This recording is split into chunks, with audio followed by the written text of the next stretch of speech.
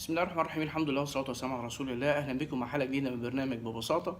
والنهاردة هنتكلم عن طبعا بعد التفجيرات اللي شفناها في الكنائس المتعددة، ولا حول ولا قوة إلا بالله، وبعد ما بقالنا كتير جدا جدا في السنوات الماضية في عالمنا ظهر داعش واخواته، وكان قبل كده تنظيم القاعدة وحاجات كتير جدا جدا كلها بتشاور ان الاسلام هو ده الاسلام، وان هو انتشر بالسيف، وان الاسلام هو ده اساسه، وان هو كان يرغم الناس على الدخول فيه طول حياته. وكتير بقى من الشبهات اللي اترمت على الاسلام بالجمله كده. فاحنا يعني حلقه بسيطه جدا جدا للردود على هذه الشبهه. يعني نقول اول حاجه ان هل دين الاصل في الاسلام لما شرع الجهاد شرع للدفاع عن المسلمين، مش على ارغام حد، ده كان الدفاع عن المسلمين. النبي صلى الله عليه وسلم مكث في مكه 10 سنين يدعو من غير اي جهاد ولا حاجه، لكن ابى المشركين الا ان يقاتلوه. فاستأذن الحق سبحانه وتعالى في الجهاد وشرع الجهاد. فشرع الجهاد في الاصل للدفاع عن المسلمين. وده واضح جدا في قوله سبحانه وتعالى: لا ينهاكم الله عن الذين لم يقاتلكم في الدين ولم يخرجوكم من دياركم أن تبروهم وتقسطوا إليهم إن الله يحب المقسطين. إنما ينهاكم الله عن الذين قاتلوكم في الدين وأخرجوكم من دياركم وظاهروا على إخراجكم أن تولوهم ومن يتولهم فأولئك هم الظالمون. يبقى الكلام عن الناس اللي بتخرجكم من دياركم والناس اللي بتقاتلكم. يبقى الأصل في الجهاد هو الدفاع، والأصل في الجهاد هو الدفاع عن دين الله عز وجل وعن المسلمين وعن أي حد يقف أمام الدعوة والكلام ده كله. فالإسلام بس ما قالش من سلم، يعني من سلم سلمناه، لا، ده قال لك أنت ممكن تبرهم وتقسطوا يعني إليهم والكلام ده كله. فدين انتشر بالإسلام إزاي، ودين انتشر بالسيف إزاي وليس بالأخلاق، كما وفي القرآن قوله سبحانه وتعالى: وقاتلوا في سبيل الله الذين يقاتلونكم ولا تعتدوا.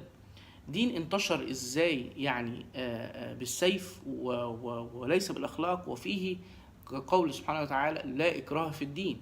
فيه قول سبحانه وتعالى: افانت تكره الناس حتى يكونوا مؤمنين. فيه قول سبحانه وتعالى: فمن شاء فليؤمن ومن شاء فليكفر. والآية العظيمة يعني لا إكراه في الدين دي يعني واضحة جدا جدا جدا يعني. وكما قال يعني إن يعني ثقات المفسرين إن سبب نزولها إن كان في رجل من الأنصار ومن الصحابة يعني، وكان عنده ابنان متنصران قبل بعثة النبي صلى الله عليه وسلم. فأتوا إلى المدينة للتجارة وكده، فحبسهما يعني أبوهما. ولما اختصموا للنبي صلى الله عليه وسلم قال له: يا رسول الله، أيدخل بعض النار وأنا أنظر؟ أنا شايف حد على طريق مثلا ضلالة وعلى غير ديني وأنظر. فنزل قول الحق سبحانه وتعالى: لا إكراه في الدين، وخلى سبيلهما النبي صلى الله عليه وسلم.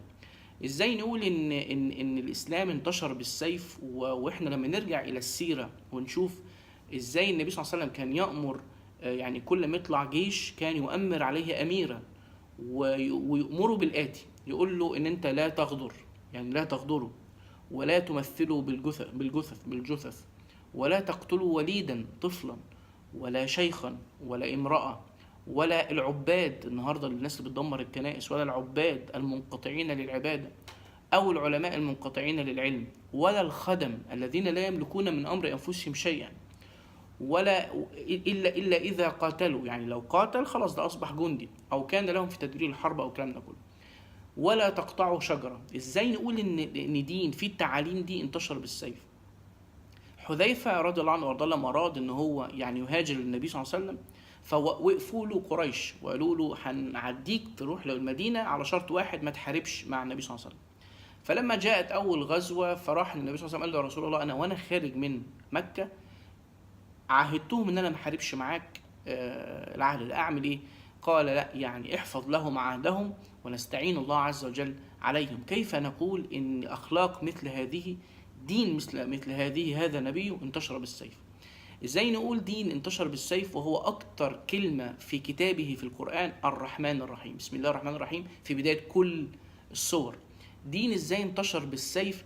قال او قيل لنبيه صلى الله عليه وسلم: ادعوا على المشركين، فقال: اني لم ابعث لعانا وانما بعثت رحمة. ازاي انتشر بالسيف؟ ازاي انتشر دين بالسيف؟ يعني اخبرنا النبي صلى الله عليه وسلم ان امرأة دخلت الجنة لانها سقت كلبا. نقول ازاي انتشر بالسيف؟ فبالتالي يعني كلها ردود كتير جدا جدا تقف امام داعش، تقف امام الناس اللي بتفجر الكنائس النهارده، تقف امام اي انسان يقول ان اكتر دين منتشر دلوقتي اصلا بينتشر بالسيف، وبينتشر بارغام الناس، وبينتشر بالسلاح، وبينتشر بالعنف والتشدد والكلام ده كله.